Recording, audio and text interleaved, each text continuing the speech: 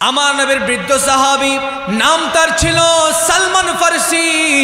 এই সালমান ফারসি সবচেয়ে বেশি হায়াত পেয়েছিলেন, যিনি 50 বছর ইহুদি ছিলেন, 50 বছর খ্রিস্টান ছিলেন, 50 বছর তিনি মূর্তি পূজা করেছিলেন। তিনি ব্যবসায়ী ছিলেন, ঘর থেকে বের হয়েছেন ব্যবসার উদ্দেশ্যে। পথের মধ্যে দেখা যায় একজন পাদ্রী, ওই পাদ্রীকে দেখা যায় তার অনুসারীদেরকে কিছু অর্থ সম্পদ তিনি গ্রহণ করে। সালমান ফারসি যাইতে যাইতে ওই পাদ্রীর একেবারে কাছাকাছি চলে গেলেন। দেখা যায় ওই পাদ্রী ধন কিছু সম্পদ, অর্থ সম্পদ গ্রহণ করছে। তখন তার অনুসারীরা বলছে, তাদের ওই পাদ্রীকে বলছে, এই সম্পদ আপনার জন্য, এই সম্পদ গরিবদের মাঝে আপনি বিলিয়ে দেবেন। সালমান ফারসি তিনি খেয়াল লক্ষ্য করতেছেন, ওই পাদ্রী সম্পূর্ণ সম্পদটা মানুষকে না দিয়ে তার নিজের ভাগেরটাও নিজের পকেটে, মানুষের ভাগেরটাও নিজের পকেটে।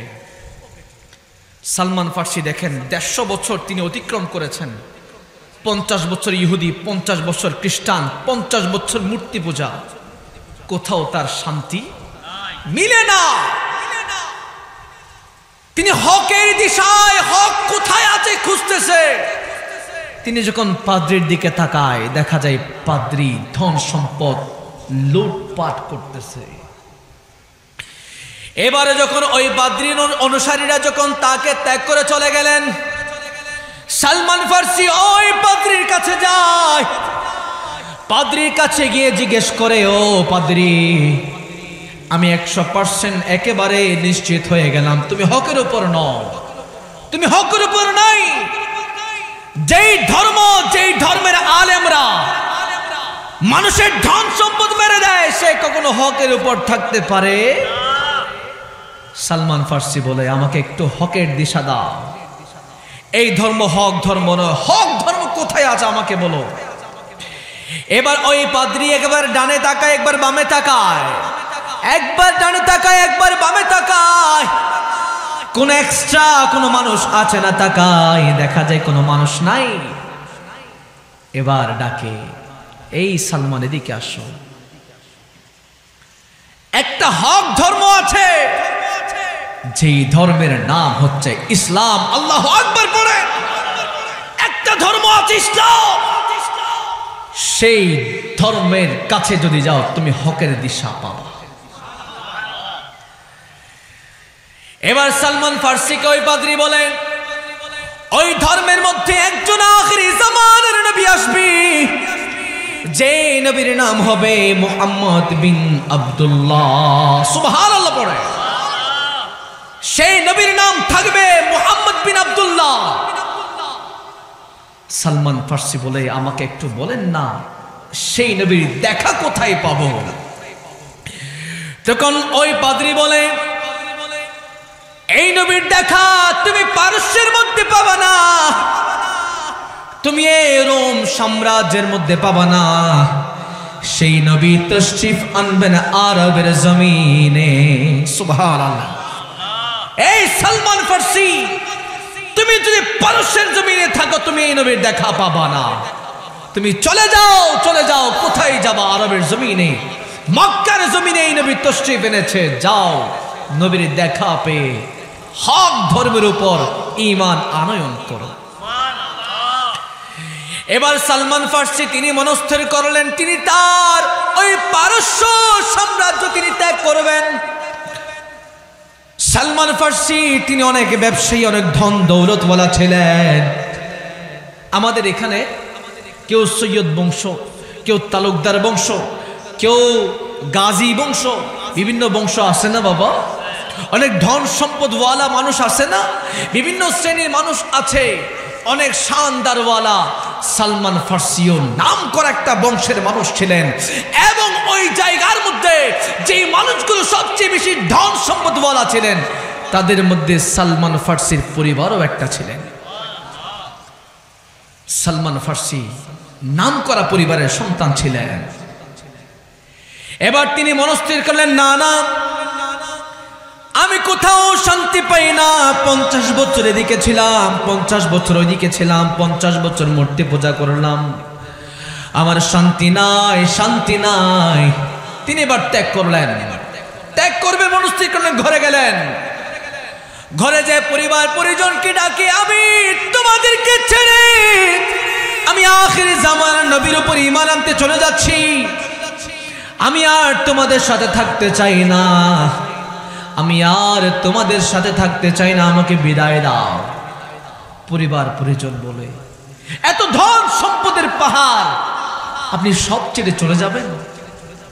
বলে, আমার ধন সম্পদ আমার শান্তি দিচ্ছে না, আমার শান্তি দরকার, আমি শান্তি পাবো আখিরে জামানার নবীর উপর ঈমান আনয়ন করে। দেখেন ঈমান আনয়ন করতে কত কষ্ট করেছে, আমার নবীকে ভালোবেসে কত কষ্ট স্বীকার করেছে। জোরে করে বলেন সুবহানাল্লাহ। এবার সালমান ফার্সি রওনা করলেন, যাই যাই রওনা করলেন। যাইতে যাইতে ওই সিরিয়ার কিছু ব্যবসায়ীর সাথে তিনি মিলিত হলেন। তাদেরকে জিজ্ঞেস করে, আপনারা কোথায় যাবেন? তারা বলে, আমরা মক্কায় যাব। সালমান ফার্সি বলে, আমাকে একটু মক্কার জায়গার মধ্যে আমাকে কি একটু পৌঁছে কি দেওয়া যায়? আমি আপনার সঙ্গী সাথী হতে চাই। ব্যবসায়ীরা জিজ্ঞেস করলেন, আপনি তো পারস্যের মানুষ, আপনি মক্কায় কেন যাবেন? মক্কায় কি কাজ আপনার? তখন সালমান ফার্সি বলে, আমি খবর নিয়েছি মক্কার জমিনের মধ্যে মুহাম্মদ বিন আব্দুল্লাহ এসেছে, আমি তার উপর ঈমান এনে মুসলমান হতে চাই। তখন ওই ব্যবসায়ীরাও কিন্তু বিধর্মী ছিলেন। ব্যবসায়ীদের মাথায় টনক নেড়ে উঠল, যে আব্দুল্লাহর ছেলে মুহাম্মদ আমাদের ঘুম হারাম করে দিয়েছে, যে আব্দুল্লাহর ছেলে মুহাম্মদ আমাদের বাপ দাদার দেওয়া ধর্মের উপর চুনকালি লাগিয়ে দিচ্ছে, সেই আব্দুল্লাহর ছেলে মুহাম্মদের সাথে এই মানুষটার কখনো মিলিত করে দেওয়া যায়? তারা মনের মধ্যে বিভিন্ন প্ল্যান করতেছে কিভাবে সালমান ফার্সিকে পদ বিচ্যুত করা যায়। এবার সালমান ফার্সি বারবার রিকোয়েস্ট করে, আমাকে পৌঁছাই দেন। ওই ব্যবসায়ীরা বলে, হ্যাঁ হ্যাঁ আপনাকে পৌঁছাই দেব, শর্ত আছে, আমাদের বিরাট মূল্যে উপঢৌকন দিতে হবে, চওড়া মূল্য আমাদেরকে দিতে হবে, বিনিময় দিতে হবে, তাহলে আপনাকে নবীর দরবারে পৌঁছাই দেব। সুবহানাল্লাহ। এবার ওই ব্যবসায়ীরা বলে, আমাদেরকে চওড়া মূল্য পরিশোধ করতে হবে। সালমান ফার্সি বলে, ও মক্কার ব্যবসায়ীরা, আমাকে তোমরা সাধারণ মনে করিও না, আমি সম্ভ্রান্ত পরিবারের সন্তান। এই যে ব্যাগ দেখতে পাচ্ছ, এই ব্যাগের মধ্যে ব্যাগ ভর্তি সোনা দানা বিভিন্ন জহরতি আছে, তোমরা সবগুলো নিয়ে নাও, বিনিময়ে আমাকে দয়াল নবীর কাছে পৌঁছাই দাও। তিনি কোন নবী? যিনি নবীদেরও নবী, রাসূলদেরও রাসূল, দু জাহানের বাদশা।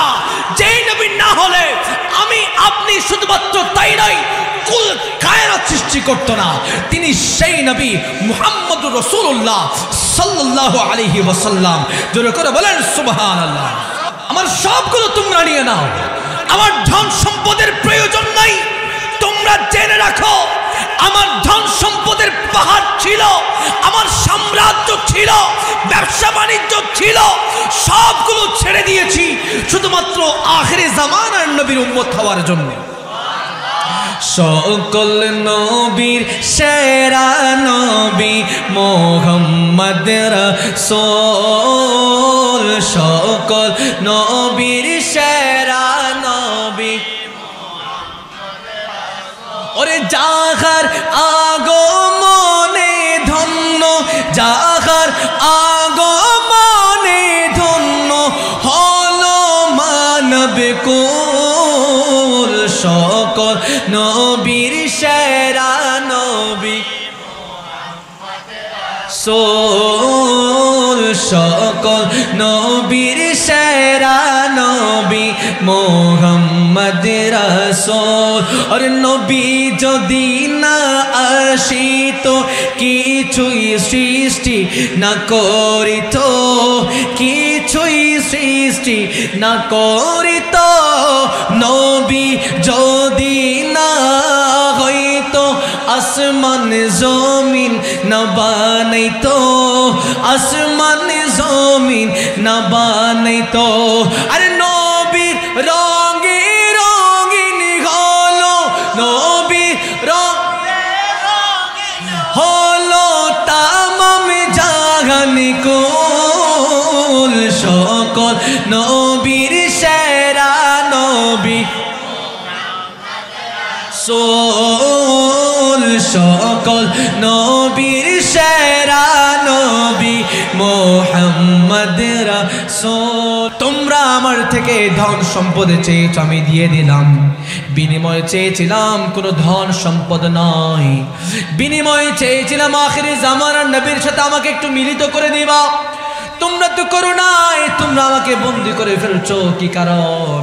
তখন তারা বলতে লাগলেন সব কিছু করতে পারি, কিন্তু তোমাকে আখিরি জামানার নবীর সাথে মিলিত করে দিতে পারি না। জোরে করে বলেন নাউযুবিল্লাহ। এবারে তাকে কষ্ট দিতে লাগলেন, খাবার দেয় না। সালমান ফার্সিকে খাবার দেয় না, একেবারে তিনি এই কয়েকদিনে একেবারে চিকনা কাঠ হয়ে গেলেন। এবার তারা চিন্তা করলেন সালমান ফার্সি অনেক সুন্দর ছিলেন।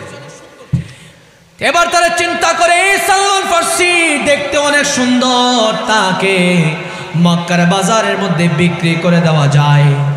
এবার ব্যবসায়ীরা আমার সালমান ফার্সির হাত পা বেঁধে ফেললেন, বাজারের মধ্যে গিয়ে আমার সালমান ফার্সিকে বেচে দিলেন।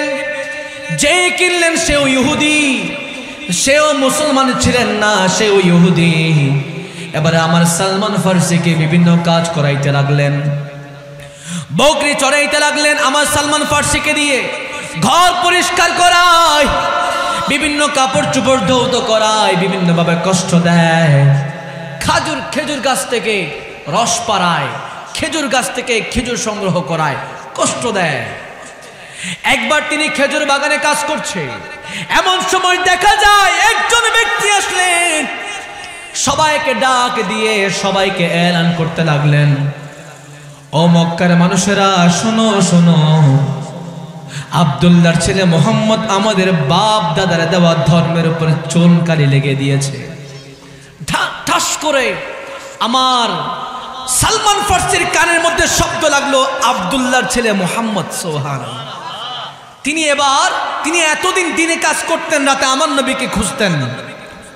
এবার যখন আমার নবীর নাম শুনলেন, এবার ওই বান্দার কাছে গেলেন, যাওয়ার পরে বলে, ও মক্কার মানুষ, আরবের মানুষ, আমি তোমাকে হাত জোর করে বলছি, বলো না আব্দুল্লাহর ছেলে মুহাম্মদ কোথায় আছে? আরো জোরে করে বলেন সুবহানাল্লাহ। বলে, বলেন না আমাকে আমার আব্দুল্লাহর ছেলে মুহাম্মদ কোথায় আছে? যেই নবীর জন্য সন্তান, সন্ততি, পরিবার, পরিজন, ধন সম্পদ, ব্যবসা বাণিজ্য সবগুলোকে ত্যাগ করে দিয়েছি, সেই নবীর দেখা পাই না, একটু বলেন না আমার সেই নবী কোথায় আছে? এবার তিনি বারবার রিকোয়েস্ট করতেছে। তখন ওই ব্যক্তিটা বলে, এ সালমান ফার্সি, তুমি তো একজন গোলাম, তুমি আব্দুল্লাহর ছেলে মুহাম্মদের নাম শুনে কি করবা? তিনি বলে, কাজ আছে, একটু বলেন না।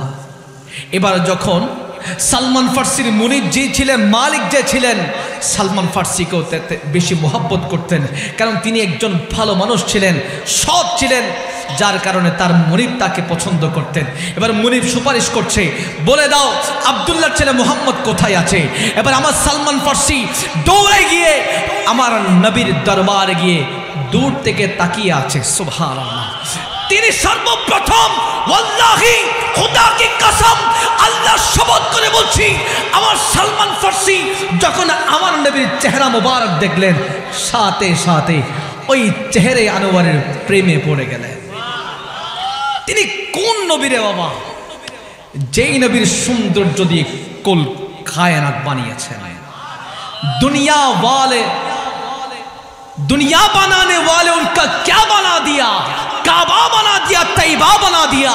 खालिक ने अपने नूर से क्या बना दिया और आपने नूर लेके मोहम्मद बना दिया। আমার নবীর আমার আল্লাহর নূর দিয়ে আমার নবীকে বানিয়েছে। এই আমার নবীর নূর দিয়ে আমার আল্লাহ কুল কায়নাত সাজিয়েছে। সুবহানাল্লাহ। সালমান ফার্সি এখনো আমার নবীর কাছে যায় নাই, দূর থেকে দেখতেছে, দেখে আমার নবীর সেই চেহারায়ে আনোয়ারের প্রেমে পড়ে গেলেন। জোরে করে বলেন সুবহানাল্লাহ। শায়ের বলছে,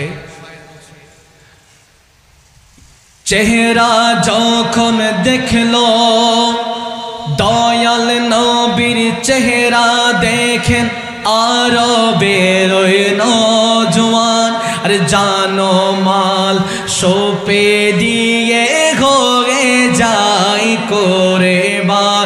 আরে সেই সুন্দর চোখ এমন সুন্দর ছিলেন নবী, এমন সুন্দর ছিলেন নবী যার উপমা নাই।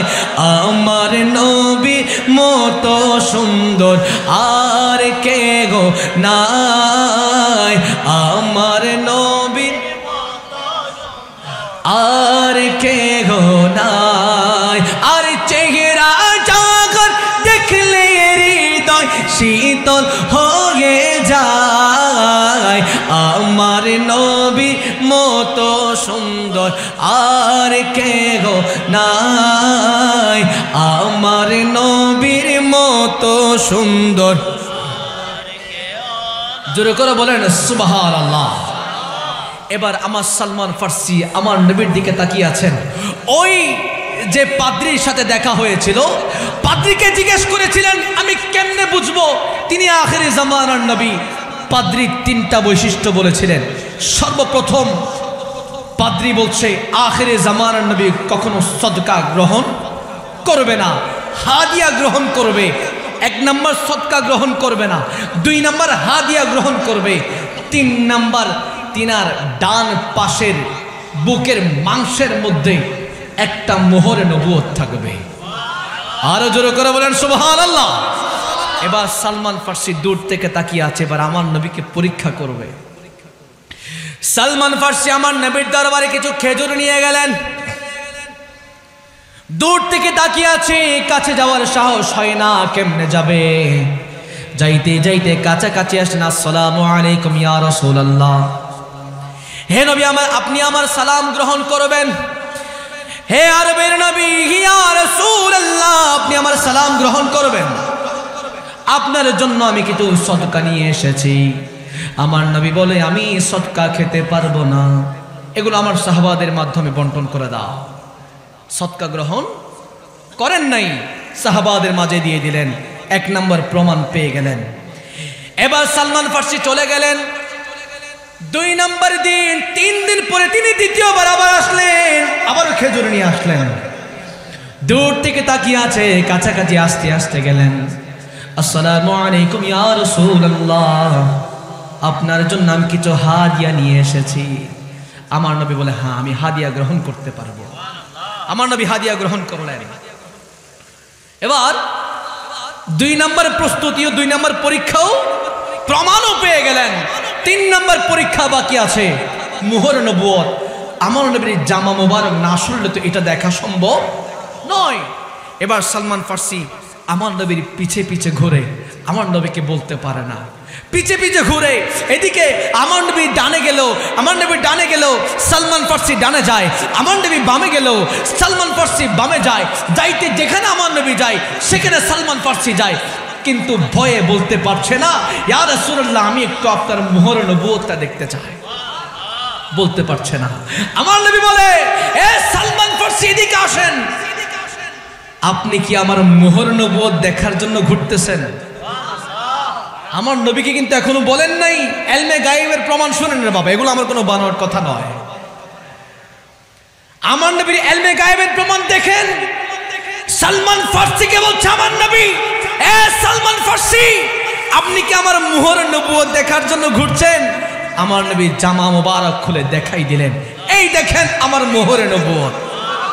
সাথে সাথে সালমান ফার্সি আর দাঁড়িয়ে থাকতে পারেন নাই, আমার নবীর কদমে পড়ে গেলেন, ইয়া রাসূলুল্লাহ এই হক দ্বীনের পক্ষে ছিলাম, এই হক দ্বীনের অপেক্ষায় ছিলাম, এই হক কালেমার অপেক্ষায় ছিলাম, ইয়া রাসূলুল্লাহ কালেমা পড়াই মুসলমান বানাই দেন। কেমন শানদার ওয়াল আমার নবী দেখেছেন বাবা। সেই নবীর উম্মত হতে পেরেছি, খুশি না বেজা?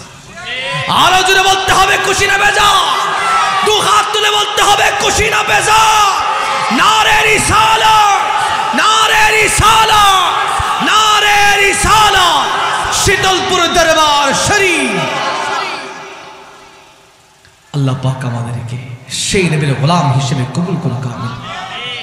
সালমান ফার্সি মুসলমান হয়ে গিয়েছে, শুধুমাত্র তাই নয়, মুসলমান হয়েছেন তো তাই নয়, আমার নবীর হাতে জান্নাতের টিকিটটা গ্রহণ করে নিয়েছে। নিজের জানের চাইতেও ভালোবেসেছেন, ধন সম্পদের চাইতেও ভালোবেসেছেন, সবগুলোর চাইতেও ভালোবেসেছেন। জোরে করে বলেন সুবহানাল্লাহ। এই বান্দা তুমি ততক্ষণ পর্যন্ত পূর্ণাঙ্গ ঈমানদার নাও যতক্ষণ পর্যন্ত তুমি তোমার ধন সম্পদ, মা বাবা, সন্তান সন্ততির চেয়ে আমার নবীকে বেশি ভালোবাসতে পারবে না, ততক্ষণ পর্যন্ত তুমি পূর্ণাঙ্গ ঈমানদার নও। ঠিক কিনা বলেন? আমার নবী বলেন, লা ইউমিনু আহাদুকুম হাত্তা আকুনা আহাব্বা ইলাইহি মিন ওয়ালিদিহি ওয়া ওয়ালাদিহি ওয়ান নাসি আজমাইন। আল্লাহু আকবার পড়েন। এই বান্দা তুমি ততক্ষণ পর্যন্ত ঈমানদার নাও যতক্ষণ পর্যন্ত তোমার ধন সম্পদ, সন্তান সন্ততির সবগুলোর চেয়ে নবীকে ভালোবাসতে পারবে না, ততক্ষণ পর্যন্ত তুমি পূর্ণাঙ্গ ঈমানের স্বাদ পাবে না। সুবহানাল্লাহ। আমার নবীর হাদিসে মুবারাকা আন আনাস ইবনে মালিক রাদিয়াল্লাহু তাআলা আনহু قال عن النبي صلى الله عليه وسلم ثلاث من كن فيه وجد حلاوة الإيمان। তিন শ্রেণীর মানুষ ঈমানের স্বাদ পাবে। এক নম্বর হলো আইয়াকুন আল্লাহু ওয়া রাসূলুহু আহাব্বা ইলাইহি মিম্মা সাওয়াহুমা। পৃথিবীর জমিনের মধ্যে যা কিছু দৃশ্যমান, যা কিছু আপনি দেখতে পাচ্ছেন, যা কিছু দেখতে পাচ্ছেন না, ধন সম্পদ, সন্তান সন্ততি, যা কিছু আছে সবগুলোর চেয়ে যতক্ষণ পর্যন্ত না আপনি আমার নবী এবং আমার আল্লাহকে ভালোবাসতে পারবেন না, আপনি ঈমানের স্বাদ পাবেন না। যদি ভালোবাসতে পারেন তাহলে আপনি ঈমানের স্বাদ পাবেন। আরো জোরে করবেন সুবহানাল্লাহ। দুই নম্বর কারা?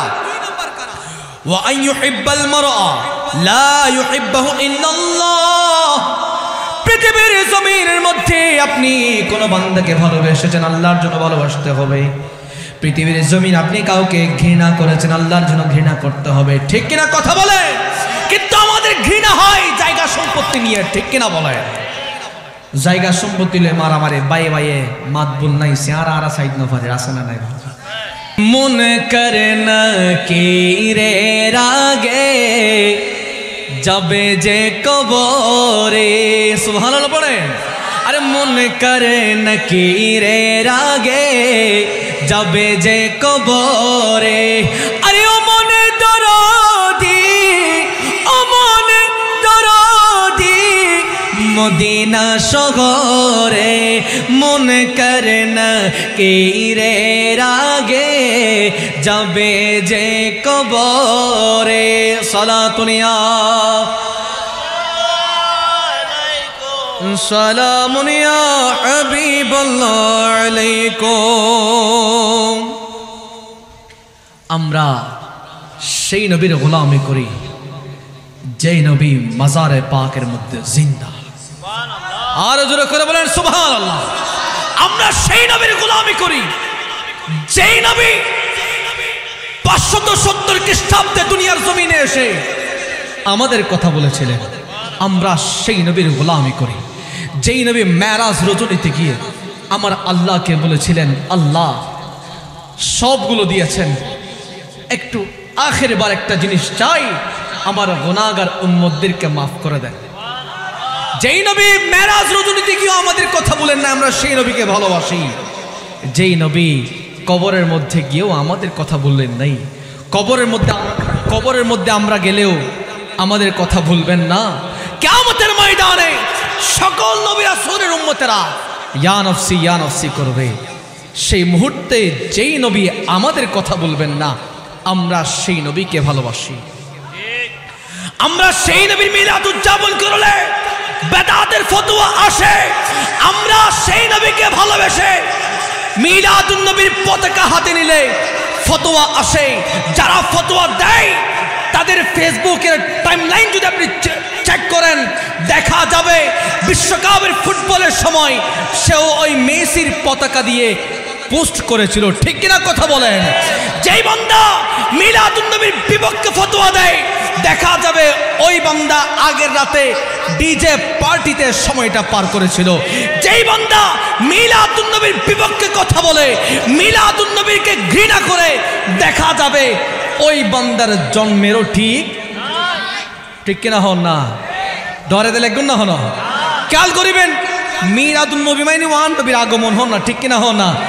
আন নবীর আগমন হন বান্দা যদি ওয়াল্লাহি আন নবীর আগমনের অস্বীকার করছি, ইবে কোনদিন মুসলমান হইতে না পারে, ঠিক কিনা হন না। আন নবীর মিলাদ লইরে তারা অস্বীকার অখুশি, আন নবীর মিলাদ লই তারা খুশি ন। একখান জিনিস মনে রাখিবেন, শয়তান দুইবার বেশি খাইন দিল, এর মধ্যে একবার হল আন নবী যেতে দুনিয়ার জমিনের মধ্যে তশরিফ পাইনি।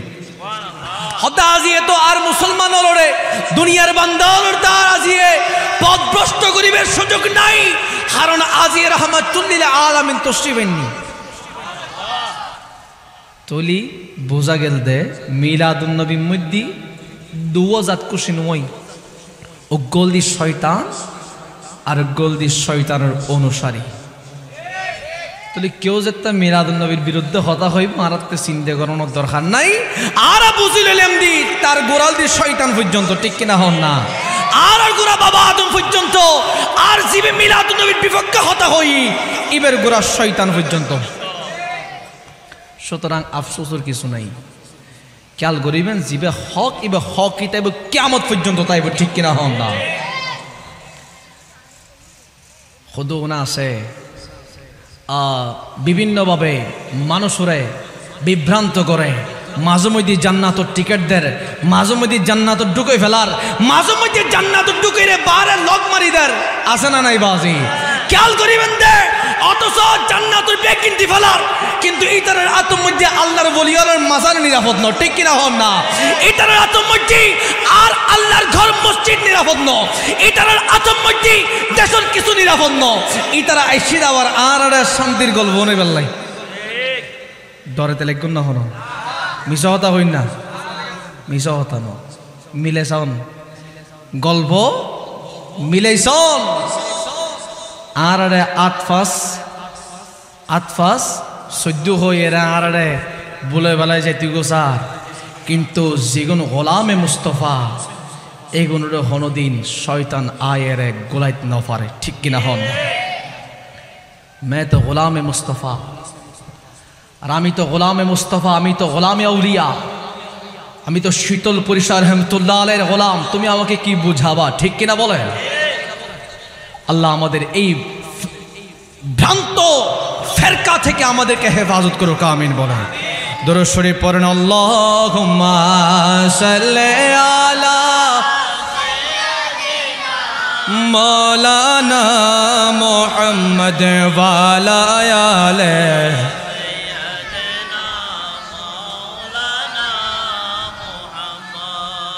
আমার মনে হয় কি জানেন, এখন যদি আমার নবীর জামানা থাকতো, আমার নবীকে দেখে দেখে সাহাবায়ে কেরামরা কেমন পাগলামি করেছিলেন, আমার মনে হয় এরা সাহাবাদেরকেও বেদাতি বলতে। নাউজুবিল্লাহ রগরেন হই কেমন পাগলামি করেছে দেখেন।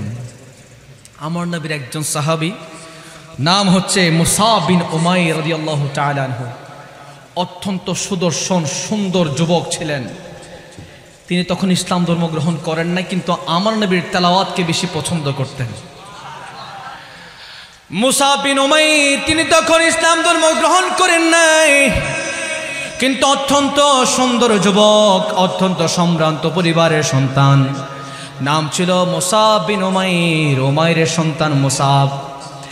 তিনি দূর থেকে আমার নবীর তেলাওয়াত শুনে, তখন আমার নবী মক্কি জীবনে মক্কার মধ্যে আমার নবীর উপরে যে কোরআন তেলাওয়াত হয়, যে কোরআন নাজিল হয়, আমার নবী যখন এই কোরআন যখন তেলাওয়াত করে, মুসাব বিন উমাইর দূর থেকে লক্ষ্য করে, এত সুন্দর লাগে দয়ার নবীর নূরানি জবানে যখন আলহামদুলিল্লাহি রাব্বিল আলামিন আর রহমানির রহিম মালিক ইয়াউমিদ্দিন, কখন আমার নবীর জবানের মধ্যে মক্কি সূরাগুলো তেলাওয়াত হয়, মুসাব বিন উমাইর দূর থেকে দেখে।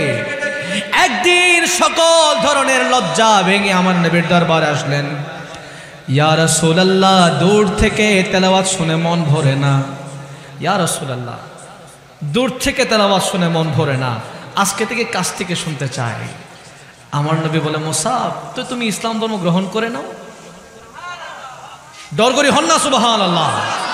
ও মুসাব, যেতে তোতে দূর থেকে দূরে তো যেতে কোরআন তেলাওয়াত করতে উনতে বাড়ানো লাগে, হাসা আগে ইউ একেবারে আয় নবীর হাসে একেবারে আজীবনলে চলে ইউ না। সুবহানাল্লাহ। আমার নবী যখন মুসাব বিন উমাইরকে যখন ইসলামের দাওয়াত দিলেন, মুসাব বিন উমাইরের সাথে সাথে আমার নবীর সেই দাওয়াত কবুল করে নিলেন। ইয়া রাসূলুল্লাহ, আর দেরি নয়, আমাকে কালেমা পড়াই ইসলামের পতাকা তোলে নিয়ে আসেন। আল্লাহু আকবার পড়েন। আমার নবী মুসাব বিন উমাইরকে ইসলাম ধর্ম গ্রহণ করাই ফেললেন। সাহাবারা বলে, মুসাব তুমি যে ইসলাম ধর্ম গ্রহণ করেছো তোমার পরিবারকে বলবা না? কারণ তখন ইসলাম প্রকাশ্যে তেমন আসে নাই, প্রকাশ্যে ইসলাম প্রচার হচ্ছে না। মুসাবকে বলা হলো, তুমি ইসলাম ধর্ম গ্রহণ করেছো কিন্তু কাউকে বলবা না, যখন সময় হয় তখন তুমি বলিও। মুসাব বিন উমাইর সাহাবায়ে কেরামকে বলে, সাহাবারা, ও নবীর সাহাবারা, শোনো শোনো, আমি যে ইসলাম ধর্ম গ্রহণ করেছি, আমার চেয়ে খুশি এই মুহূর্তে পৃথিবীর জমিনে আর কেউ নাই। আরো জোরে বলেন সুবহানাল্লাহ। ও সাহাবারা, আমি সবাইকে বলবো।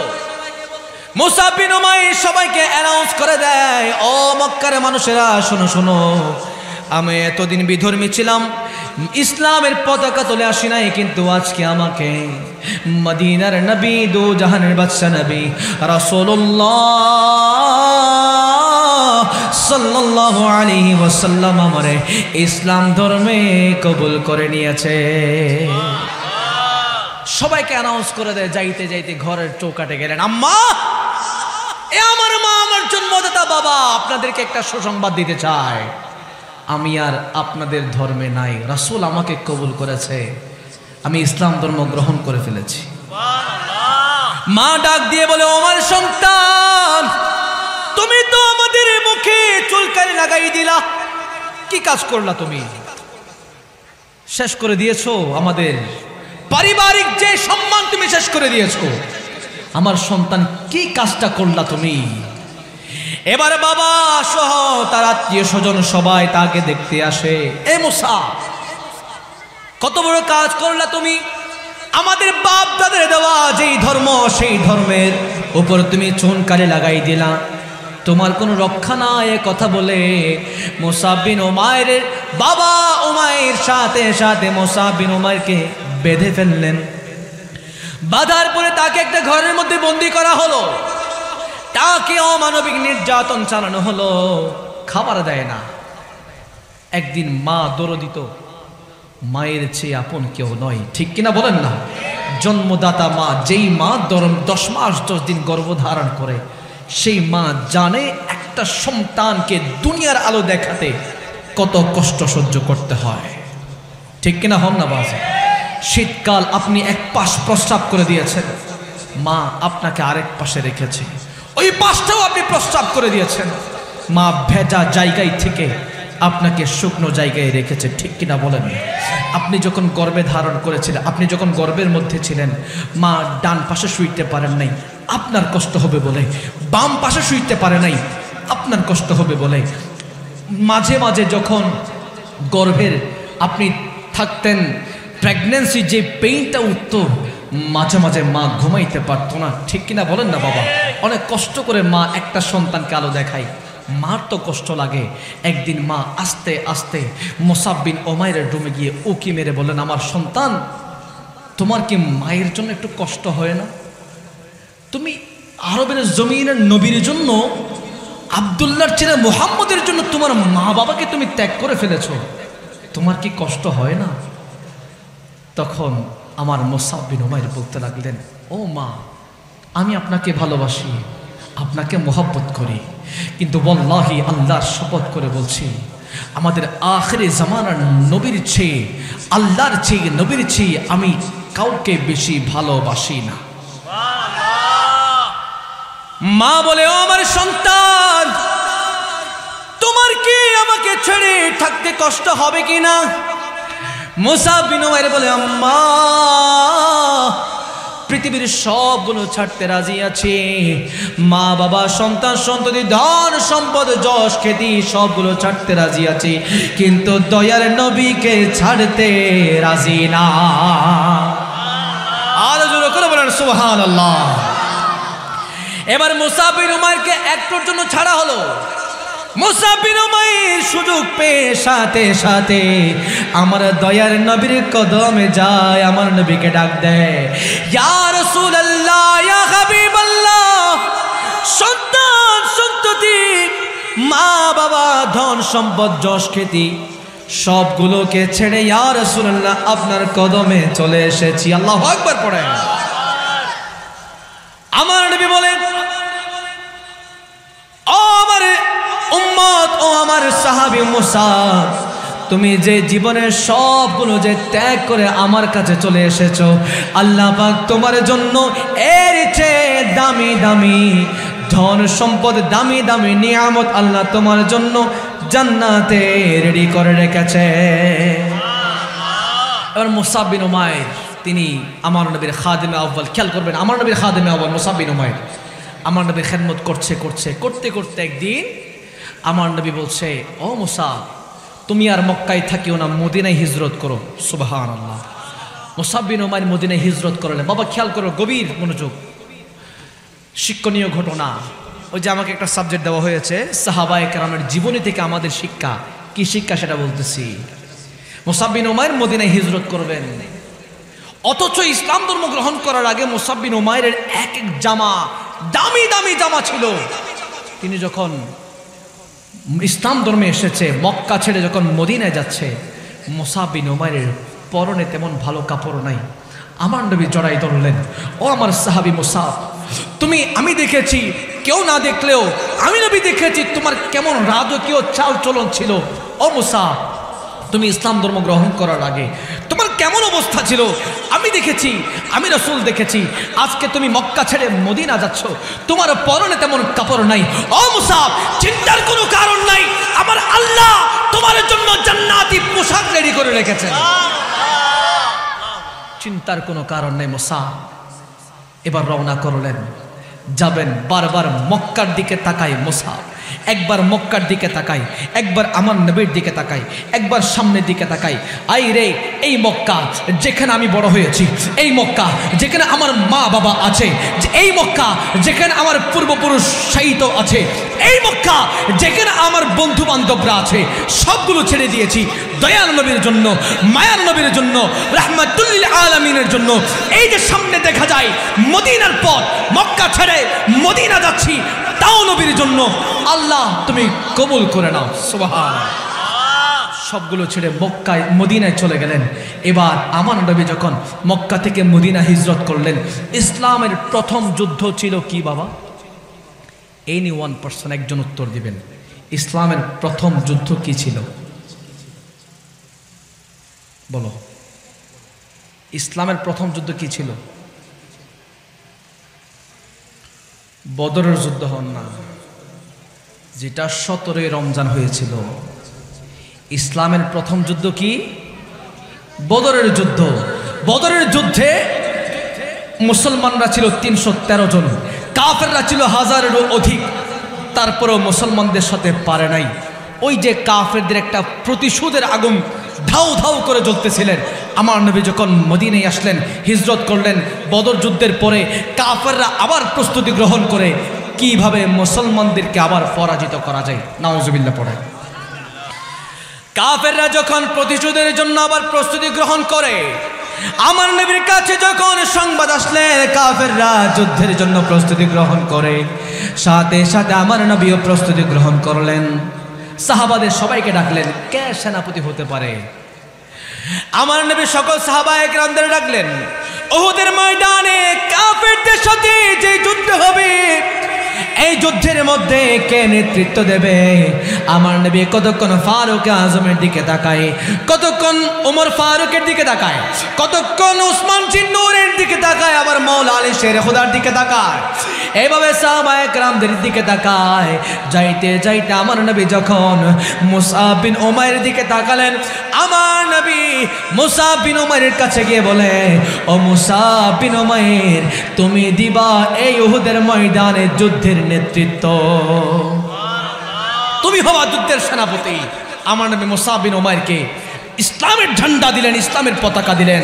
মুসআব, তুমি উহুদের ময়দানে যুদ্ধের সেনাপতি হবা। মুসআব বিন উমাইর সাথে সাথে কবুল করে নিলেন। ইয়া রাসূলুল্লাহ, ইয়া হাবিবাল্লাহ, আপনার কদমে আমার জান কুরবান। ইয়া রাসূলুল্লাহ, আপনি যে আমাকে এত বড় দায়িত্ব দিয়েছেন, নিজের জান বাজি রেখে আমার দায়িত্ব আমি পালন করব। আল্লাহু আকবার পড়েন। এবার যুদ্ধ শুরু হলো। একেবারে সকালে যুদ্ধ শুরু হয়েছে।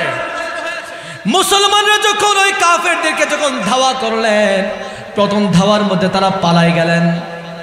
এবার সকাল থেকে সন্ধ্যা হয়ে গেল, তারা আর আসে না।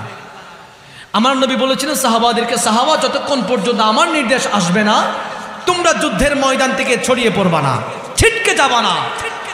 এদিকে সকাল যখন তারা পলায়ন করেছে, সন্ধ্যা পর্যন্ত তারা আসতেছে না। সাহাবায়ে কেরাম মনে করেছে তারা আর আসবে না, তারা গনিমতের মাল সংগ্রহ করতেছে। এমন সময়ে কাফের মুশরিকরা খালিদ বিন ওয়ালিদের নেতৃত্বে আবার পেছনে পাল্টা হামলা করলেন। পাল্টা হামলা করে মুসলমানদেরকে ছত্রভঙ্গ করে দিলেন। তাদের টার্গেট ছিল দয়ার নবীকে হত্যা করা। নাউজুবিল্লাহ পড়েন। তারা আমার দয়ার নবীকে হত্যা করবে, কতল করবে। আমার নবীকে ঘেরাও করে ফেললেন। এমন সময়ে মুসআব বিন উমাইর যখন দেখে কাফের মুশরিকরা আমার নবীকে ঘেরাও করে ফেলেছে, মুসআব বিন উমাইর সেখানে গেলেন, এই কাফের মুশরিকরা, কাফের বাচ্চারা, নবীর কাছে একটু পরে আসো, আগে আমার সাথে লেগে দেখো, তোমাদের প্রতিটা মানুষকে শরীর থেকে গর্দান আলাদা করে দেবো। সুবহানাল্লাহ। মুসআব বিন উমাইর, এটা একটা যুদ্ধের সিস্টেম। তারা যেন আমার নবীর দিকে মনোনিবেশ না করে, যেন মুসআবের দিকে মনোনিবেশ করে। মুসআব বলতেছে, এই নবীকে পরে দেখো, আগে আমার কাছে আসো, আসো তো আসো, শরীর থেকে গর্দান আলাদা করে দেবো। আল্লাহু আকবার পড়ায়। এবার মুসআব বিন উমাইরের সাথে তারা যুদ্ধ শুরু করলেন।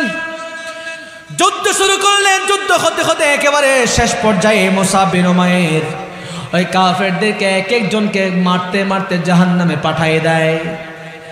একেবারে শেষ মুহূর্ত, আমার মুসআব বিন উমাইর ইসলামের ঝান্ডা দুই দাঁত দিয়ে ভালো করে কামড়িয়ে ধরলেন। দুই হাত দিয়ে তলোয়ারের মাধ্যমে ওই কাফেরদেরকে জাহান্নামে পাঠাতে লাগলেন। সুবহানাল্লাহ। এর মধ্যে একজন কাফের হঠাৎ করে আমার মুসআব বিন উমাইরের ডান হাতটা কেটে ফেললেন। আচ্ছা, বাম হাত। এবার বাম হাতে তিনি যুদ্ধ করতেছে, করতে করতে করতে করতে বাম হাতও কেটে ফেললেন। শরীরের মধ্যে আর হাত নাই। আমার মুসআব বিন উমাইরের শরীরের মধ্যে এবার বৃষ্টির মতো এবার তীর নিক্ষেপ করতে লাগলেন। করতে করতে আমার মুসআব বিন উমাইর দুনিয়ার জমিনে পড়ে গেলেন, শাহাদাতের সুধা পান করলেন। কিতাবের মধ্যে লিখতেছে, আমার মুসআব বিন উমাইর তখনও দুনিয়া থেকে পর্দা করেছে, তারপরেও ইসলামের পতাকা জমিনে পড়তে দেয় নাই। আল্লাহু আকবার পড়ে। জমিনে পড়তে দেয় নাই। কেমন নবীর সাহাবী দেখেন, নিজের জান বাজি রেখে ইসলামের ঝান্ডা উপরে রেখেছে। সুবহানাল্লাহ। এবার যুদ্ধ শেষ হলো। একেবারে শেষ মুহূর্তে, যুদ্ধ শেষ হওয়ার আগ মুহূর্তে সব দিকে ছড়িয়ে পড়লো। কাফেররা আরবের নবী, মুসলমানদের নবী রাসূলুল্লাহকে কতল করে ফেলেছে। নাউযুবিল্লাহ পড়েন। সব দিকে খবর চলে গেল। আমার নবীর একজন সাহাবী ছিলেন হানজালা। নাম কি বাবা? হানজালা রাদিয়াল্লাহু তাআলা আনহু। তিনি ওই দিন বিয়ে করেছিলেন। আমার নবী তাকে ছুটি দিয়েছে, হানজালা তোমার উহুদের ময়দানে যাওয়ার দরকার নাই, তুমি তোমার স্ত্রীর সাথে তুমি সময় পার করো, যখন আসতে হয় আমি নবী বলবো। এদিকে হানজালা তার স্ত্রীর সাথে আছে, গুরুত্বপূর্ণ সময় পার করছে। এমন সময় মদিনার অলিগলিতে খবর হয়ে গেল কাফের মুশরিকরা আমার নবীকে কতল করে ফেলেছে। নাউযুবিল্লাহ পড়েন। তখন হানজালা স্ত্রীর সাথে থেকেছে কিন্তু ফরজ গোসল করেন নাই। যখন শুনেছে আমার নবীকে কতল করে ফেলেছে ওই কাফের মুশরিকরা, আমার হানজালা আর ঘরে থাকতে পারেন নাই, এক দৌড়ে ওই উহুদের ময়দানে যাওয়ার জন্য প্রস্তুতি গ্রহণ করলেন। স্ত্রী ডাকে, ও প্রাণের স্বামী, আমাদের মাত্র বিয়ে হয়েছে একদিন, একটু থাকেন না, একটু দাঁড়ান না, আপনাকে দেখি। হানজালা বলে, প্রাণের স্ত্রী আর দেখার সময় নাই, যদি জানে ফিরে আসি তাহলে দুনিয়ার জমিনে দেখা হবে, আর যদি শহীদ হয়ে যায় ময়দানে মেহশরে দেখা হবে। কেমন সাহাবী ছিলেন! একদিন বিয়ে করেছে, এখনো একদিন হয় নাই, ফরজ গোসল করে নাই। স্বামী, ওই স্ত্রী, আমি আর তোমার দিকে তাকাতে পারবো না যদি তোমার প্রেমে পড়ে যায়। কারণ লা ইউমিনু আহাদুকুম হাত্তা আকুনা আহাব্বা ইলাইহি মিন ওয়ালিদিহি ওয়া ওয়ালাদিহি ওয়ান নাসি আজমাইন। সবগুলোর চেয়ে যতক্ষণ পর্যন্ত না নবীকে ভালোবাসতে পারবো না, ততক্ষণ পর্যন্ত তো আমরা ঈমানদার নও। স্ত্রী, আমি তোমার দিকে তাকাতে পারবো না। হানজালা উহুদের ময়দানে চলে গেলেন। সুবহানাল্লাহ। এবার যুদ্ধ শুরু হলো। হতে হতে একেবারে শেষ মুহূর্তে মুসলমানরা আবার বিজয় পেলেন। এরপরে আমার নবী সাহাবাদের সবাইকে ডাকতেছে। দেখতে পেলেন ওই যে মুসআব বিন উমাইর, যিনি সেনাপতি ছিলেন, আমার নবী তার কাছে গেলেন। দেখা যায় মুসআব বিন উমাইরের দুই হাত মাটিতে পড়ে আছে, নিথর দেহটাও মাটিতে পড়ে আছে, কিন্তু তার ওই দাঁত মুবারক থেকে, মুখ থেকে ইসলামের পতাকা আমার মুসআব বিন উমাইর জমিনে পড়তে দেয় নাই। এরপরে মুসআব বিন উমাইরকে দাফন করবেন, কাফন পড়াবেন, তেমন কোনো কাপড় নাই। মুসআব বিন উমাইরকে শোয়াইলেন, পরনে যেই কাপড় সেই কাপড় দিয়ে কাফন পরাবেন। এভাবে সামনে টানলে, উপর থেকে টানলে পাটা খালি হয়ে যায়, নিচ থেকে টানলে মাথাটা খালি হয়ে যায়। এইভাবে আমার মুসআব বিন উমাইরকে কবরে দিচ্ছে। আমার নবী বলতেছে, এই মুসআব যেই কিনা দামি দামি কাপড় পরে আরবের জমিনে চলাফেরা করত, এই মুসআব ইসলামের জন্য, রাসূলের জন্য সবগুলো ত্যাগ করে ফেলেছে। আল্লাহ তুমি তাকে জান্নাতি হিসেবে কবুল করে নাও। এরপরে হানজালার স্ত্রী আসলেন।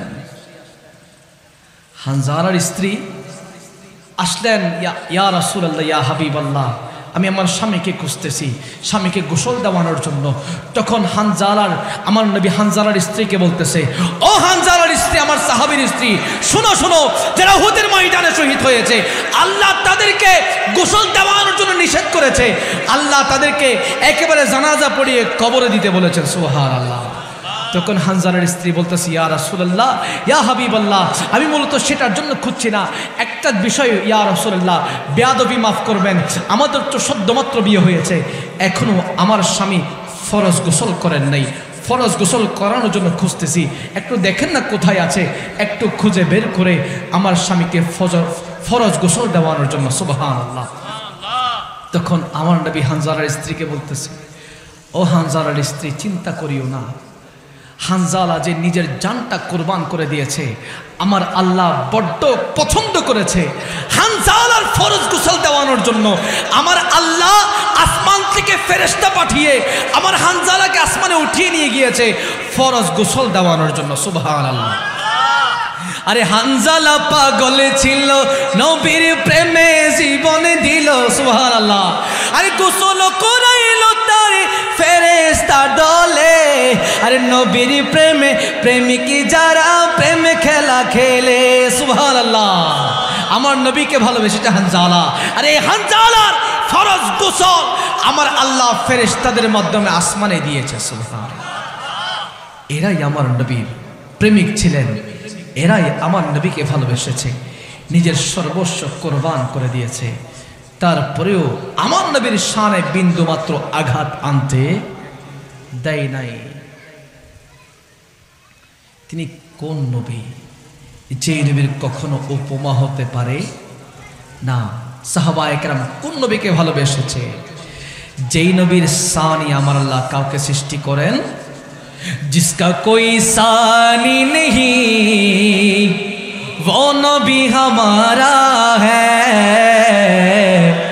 जिसका कोई सानी नहीं वो नबी हमारा है। मुस्तफ़ा की अज़मत का हद ना किनारा है, मुस्तफ़ा की अज़मत का हद ना किनारा है। सलातुनिया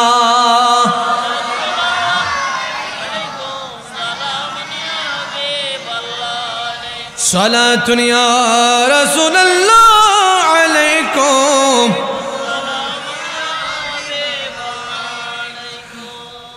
সেই নবীকে দেখার দরকার আছে না নাই? সেই নবীকে দেখলে, যেই নবীকে দেখলে জান্নাত ওয়াজিব হয়ে যায়, জান্নাত হারাম হয়ে যায়, জাহান্নাম হারাম হয়ে যায়। সুবহানাল্লাহ। জান্নাত ওয়াজিব হয়ে যায়, জাহান্নাম হারাম হয়ে যায়।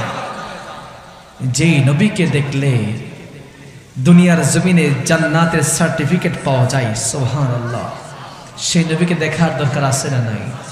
আমার আলা হযরত আজিমুল বরকত रहनुमाए শরীয়ত পরওয়ানায়ে সুম্মে রিসালাত ইমামুল কালাম কালামুল ইমাম আহমদ রাজা খাঁ ফাজলে বেরলভী রাদিয়াল্লাহু তাআলা আনহু, তিনি আমার নবীকে দেখবেন, অনেক সুন্দর করে লিখতেছে, শোনাবো আপনাদেরকে, কষ্ট হয়নি রে বাবা।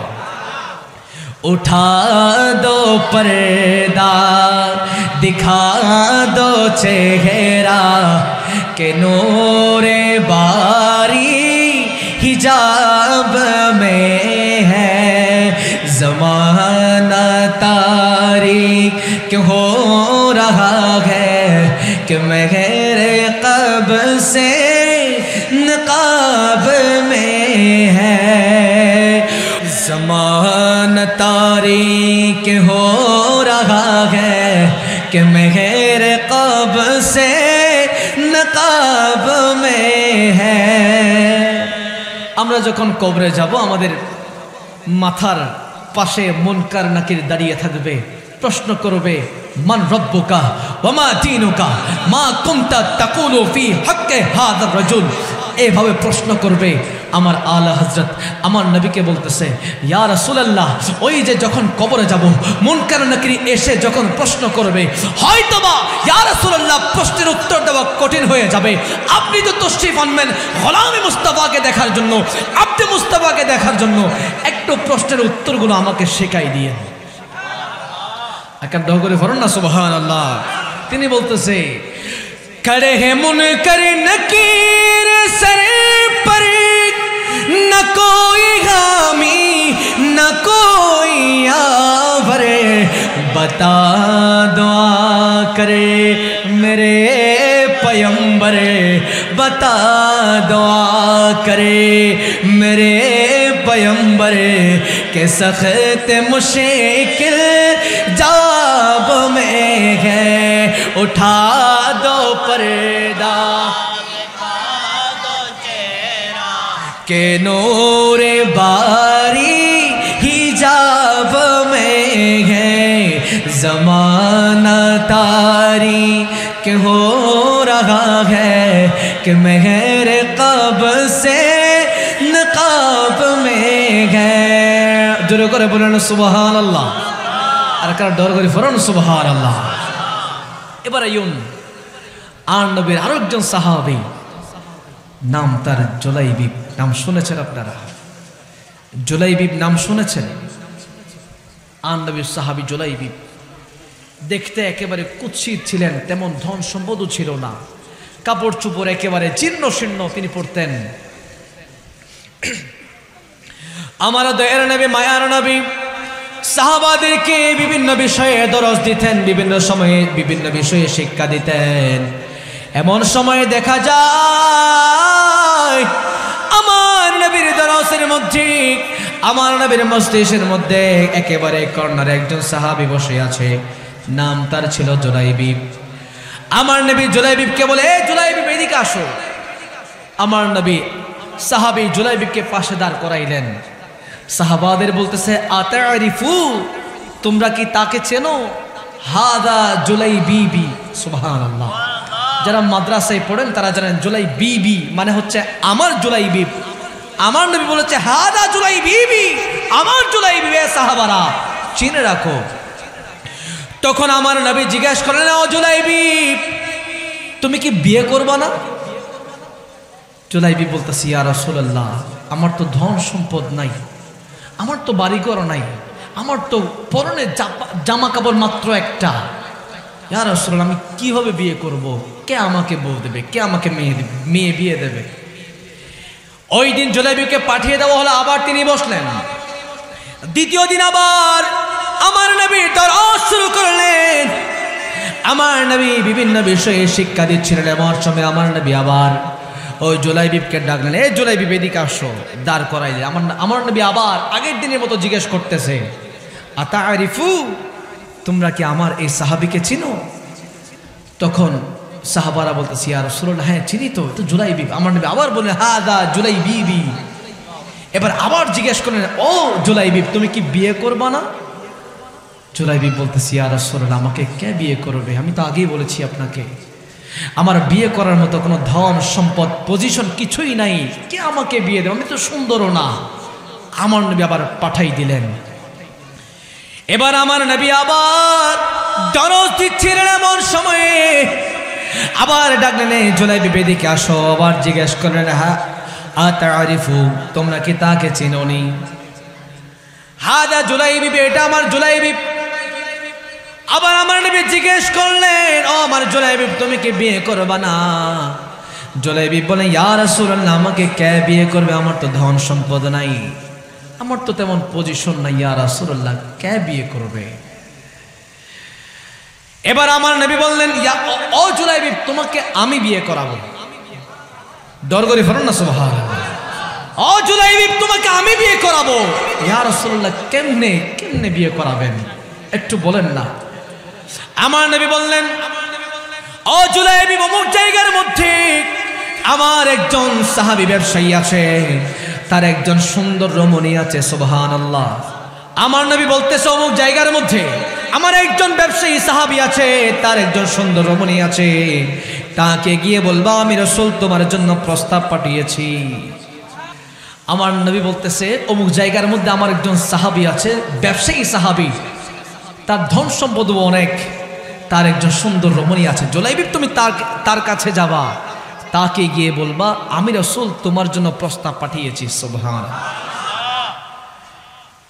এবার জুলাইবিব একটু ইতস্তত বোধ করলেন, ইয়া রাসূলুল্লাহ, আমাকে কি মেয়ে বিয়ে দেবে? আমার নবী বলতেছে, তুমি যাও না, আমি রাসূল তো বলেছি। সুবহানাল্লাহ। এবার জুলাইবিব রওনা করলেন। যাইতে যাইতে একেবারে কাছাকাছি যায় ওই ব্যবসায়ীর বাড়িতে গিয়ে দরজার টোকা মারলেন, আসসালামু আলাইকুম ওয়া রাহমাতুল্লাহ। ভেতর থেকে সালামের জবাব আসলো, ওয়া আলাইকুম আসসালাম ওয়া রাহমাতুল্লাহ। কে আপনি? বলে, আমি রাসূলের সাহাবী জুলাইবিব। রাসূলের সাহাবী যখন বলেছে, দরজা খুললেন। বলে, আপনি কেন এসেছেন? বলে, আমাকে রাসূল পাঠিয়েছে বিয়ের প্রস্তাব নিয়ে। সুবহানাল্লাহ। সাহাবী তো অবাক হয়ে গেলেন। সাহাবী চিন্তা করতেছে, সাহাবী বলতেছে, ওই ব্যবসায়ী সাহাবী বলতেছে, রাসূলের জন্য আমাদের মেয়ের জন্য রাসূল প্রস্তাব পাঠিয়েছে, এর চেয়ে খুশি সংবাদ হতে আর পারে না। সুবহানাল্লাহ। ওই যে আমার নবীর সাহাবী জুলাইবিব আসলেন, দরজা নক করলেন, পরে রাসূল পাঠিয়েছে বিয়ের প্রস্তাব নিয়ে। ওই ব্যবসায়ী সাহাবী মনে করলেন রাসূল বিয়ে করবেন, এই জন্য প্রস্তাব পাঠিয়েছেন। ওই সাহাবী খুশি হয়ে গেলেন, স্ত্রীকে ডাক দিয়ে বলে, আমার স্ত্রী এদিকে আসো, রাসূল আমাদের মেয়ের বিয়ের জন্য প্রস্তাব পাঠিয়েছে। সুবহানাল্লাহ। জুলাইবিব বলে, একটু দাঁড়ান, হয়তো বোঝার ভুল হয়েছে, রাসূলের জন্য পাঠান নাই, আমার জন্য বিয়ের প্রস্তাব পাঠিয়েছেন। সুবহানাল্লাহ। তখন সাথে সাথে ওই ব্যবসায়ী সাহাবী একটু চুপ হয়ে গেলেন। বলেন, দাঁড়ান, একটু দাঁড়ান, আমরা একটু পরামর্শ করতেছি। ভেতর থেকে এই ঘটনা দেখতেছে ওই পাত্রী। কিছুক্ষণ পর ওই পাত্রী বলতেছে, এ আমার মা, আমার বাবা, রাসূল প্রস্তাব পাঠিয়েছে রাসূলের সাহাবীর জন্য। আপনারা চিন্তা করছেন বিয়ে তো আমি করব, আমার চিন্তার কোনো কারণ নাই। রাসূল যাকে পাঠিয়েছে আমি তাকে বিয়ে করতে রাজি আছি। সুবহানাল্লাহ। সে কি কালো নাকি সাদা, নাকি ধনী নাকি গরিব, নাকি উজ্জ্বল নাকি কালো নাকি কুৎসিত, দেখার কোনো সুযোগ নাই। পাত্র যখন রাসূল পাঠিয়েছে আমি রাজি। সুবহানাল্লাহ। বিয়ে করলেন। বিয়ে করার পরে জিজ্ঞেস করতেছে ব্যবসায়ী সাহাবী, ও আমার মেয়ের জামাতা, বিয়ে করে মেয়ে কোথায় রাখবা? বলে, আমার তো ঘর বাড়ি নাই, রাসূল বলেছে এখানে থাকার জন্য। সুবহানাল্লাহ। এবার বাসর ঘর রেডি করা হলো, তারা একসাথে থাকবে। এমন সময়ের মধ্যে সাহাবী জুলাইবিব ঘরের মধ্যে তার স্ত্রীর জন্য অপেক্ষা করতেছিলেন। এমন সময় স্ত্রী আসলেন, সালাম আদান প্রদান হলো। আসসালামু আলাইকুম ওয়া রাহমাতুল্লাহ। আমার জুলাইবিব সালামের জবাব দিলেন, ওয়া আলাইকুম আসসালাম ওয়া রাহমাতুল্লাহ। এই কথা বলার সাথে সাথে দেখা যায় বাইরে থেকে একটা আওয়াজ আসতেছে, রাসূল যুদ্ধের জন্য যাইতে বলেছে। সুবহানাল্লাহ। ওয়াল্লাহি, আল্লাহর শপথ, এই কথা শোনার পরে আমার নবীর সাহাবী জুলাইবিব আরেক সেকেন্ডের জন্য তার সুন্দরী স্ত্রীর সামনে দাঁড়ায় নাই, সাথে সাথে ঘর থেকে বের হয়ে যাচ্ছে। স্ত্রী বলতেছে, ওগো স্বামী, মাত্র তো দেখা হলো, মাত্র সালাম আদান প্রদান হলো, এখনো আমাদের স্পর্শ হয় নাই। ও স্বামী, কোথায় যাচ্ছেন? জুলাইবিব বলতেছে, যদি প্রাণে বেঁচে আসি, যদি আল্লাহ হায়াত রাখে, দুনিয়ায় দেখা হবে, যদি না থাকে কিয়ামতের ময়দানে দেখা হবে। সুবহানাল্লাহ। সবচেয়ে সুন্দরী রমণী সামনে আছে, তাকায় নাই। রাসূল বলেছে যুদ্ধে যাওয়ার জন্য। চলে গেলেন যুদ্ধের ময়দানে, যুদ্ধ করলেন। করতে করতে একেবারে শেষ পর্যায়ে জুলাইবিব এই কাফের ডান থেকে আসে তারে কাটে, বাম থেকে আসে তারে কাটে, কাটতে কাটতে ওই কাফের লাশের পাহাড় বানাই দিলেন। সুবহানাল্লাহ। একেবারে শেষ পর্যায়ে একজন কাফের তেনাকে শহীদ করে ফেললেন। পড়ে রইলেন। আমার নবী সাহাবাদের সবাইকে বের করতেছে, কে কোথায় আছে। খুঁজতে খুঁজতে দেখা যায় আমার নবীর সাহাবী জুলাইবিব পড়ে আছে। আমার নবী তার জন্য দোয়া করেছে, আল্লাহ তুমি তার এই শাহাদাতকে কবুল করে নাও। আমার এই সাহাবী পৃথিবীর সবচেয়ে সুন্দরী রমণী স্ত্রীকে রেখে চলে এসেছে যুদ্ধের ময়দানে। আমি রাসূলকে ভালোবেসে জানকে কোরবান করে দিয়েছে। আমি রাসূলের প্রেমে পড়ে সবগুলোকে বিলীন করে দিয়েছে। ও আল্লাহ, তুমি কবুল করে নাও, তাকে জান্নাতি পাখি হিসেবে কবুল করে নাও। সুবহানাল্লাহ। এরাই ছিল রাসূলের সাহাবী। মোরাল অফ দ্য স্টোরি শোনেন, সবগুলোর থেকে শিক্ষা কি জানেননি রে বাবা? পৃথিবীর যা কিছু আছে, যা কিছু দৃশ্যমান, যা কিছু অদৃশ্যমান, সবগুলো থেকে আমার নবীকে ভালোবাসতে হবে। ঠিক কিনা কথা বলে? আন নবীর মাহফিল গুল্লি সুলকানি ওই, ঠিক কিনা হন না? ওগো আর কবি নূর সাজ্জাদ খুব সুন্দর করে এরজ্ঞ সিটিং এ বাসার মধ্যে সঙ্গীত লেখি রে, খনসমত বিরানি, খনসমত জিলাফি, খনসমত খালোয়া, খনসমত সিন্নি। আরে খাবাইতে খাবাইতে খুদা মারি ফেলা রা রে, খাবাইতে খাবাইতে খুদা মারি ফেলা রা রে। আরে ডায়াবেটিস পেরা মে দজি খারা রে। ঠিক কিনা হন না? বিরানি, জিলাফি, সিন্নি, হালুয়া, হাইদি হারা আর ডায়াবেটিস হতে বাতেল হতে। ঠিক কিনা হন না? নাকি খারাপ হই? এটার তো সুলকানি অন্য নোর গুস্ত খাইতি আর গরুর গুস্ত, মহিষের গুস্ত, অ্যালার্জি অদ্দি তারাতে। ঠিক কিনা হন না? তাহলে বোঝা গেল যে এটারা মূলত আন নবীর উম্মত নয়, আন নবীর অনুসারী নয়, এটারা ওই আবু জাহেলের অনুসারী। ঠিক কিনা হন না? আন নবীর আবু জাহেলও দেখি, আন নবীর ফারুক আজমও দেখি, আন নবীর উতবা সাইবাও দেখি, আবার আর নবীর সিদ্দিকা আকবরও দেখি। সিদ্দিকা আকবর দেখি জান্নাতত গি, আবু জাহেল দেখি জাহান্নামত গি। ঠিক কিনা হন না? যদি বোঝা যাতে দেহার মধ্যে পার্থক্য আছে না নাই? আল্লাহ পাক রব্বুল আলামিন আর ব্যাগুণরে সিদ্দিক আকবরের চোখে আন নবীর সাইবের তৌফিক দান করো, কামিল হন। দীর্ঘায়িত করানোর সুযোগ নাই। হুজুর এসে বোধ কম বইতে কি আল্লাহ ক্ষমা প্রার্থী, বেয়াদবি মাফ করিবেন। আল্লাহ পাক রব্বুল আলামিন আর ভাই আর কবুল করো কামিন হন। আই একখান আগে উনি এই মাহফিল গরিবেল্লাই যুবক ভাই বেশি কষ্ট করেন, প্রায় 40 জনের গোট টাকরা যুবকের কমিটি, যেই কমিটি আন নবী যেভাবে হিলফুল ফুজুল করিয়ে রে মদিনা জমিনের মধ্যে ইসলামুল্লাহ হাজ গজ্জিন, এইভাবে 40 জন যুবক এই জায়গার মধ্যে মিলাদুন নবীর পক্ষে হাজ করেন, আন নবীর বাগান সাজাইবেল্লাহ হাজ করেন। আল্লাহ ইতারা রেখের মতন কবুল করো কামিন হন। এই যুবক সাহেবেন্দ্র 40 জন যুবক এড়ে মিলাদুন নবীর সাজাইবেল্লাহ হাজ করেন। আবার ইতারার বহুত মজ্জা আছে যে মোবাইল টিভি পাবজি খেলার আছে না নাই, সম্মানী হল জীবন নবীর বাগান সাজা, ঠিক কিনা হন না? আল্লাহ তার খেদমত কবুল করো কামিন হন। এই যে গলার মধ্যে একখান স্বেচ্ছাসেবকর যে একখান কার্ড লাগাই আল্লাহ যেন তৌফিক দক কার্ড ইন্দ্রে কিয়ামতের ময়দানের মধ্যে উঠে আমিন হন। সার্টিফিকেট যেতে তাইব ও আল্লাহ দুনিয়ার জমিনত অনন্য নবীর বাগান সাজাই বেল্লাই হাজ গজ্জিলাম এই সন স্বেচ্ছাসেবকর কার্ড। সুবহানাল্লাহ। আল্লাহ তাআলার ব্যাগুনের খেদমত কবুল করুক। ওয়া আখিরি দাওয়ানা আলহামদুলিল্লাহি রাব্বিল আলামিন। ওয়াসসালামু আলাইকুম ওয়া রাহমাতুল্লাহি তাআলা ওয়া বারাকাতুহু।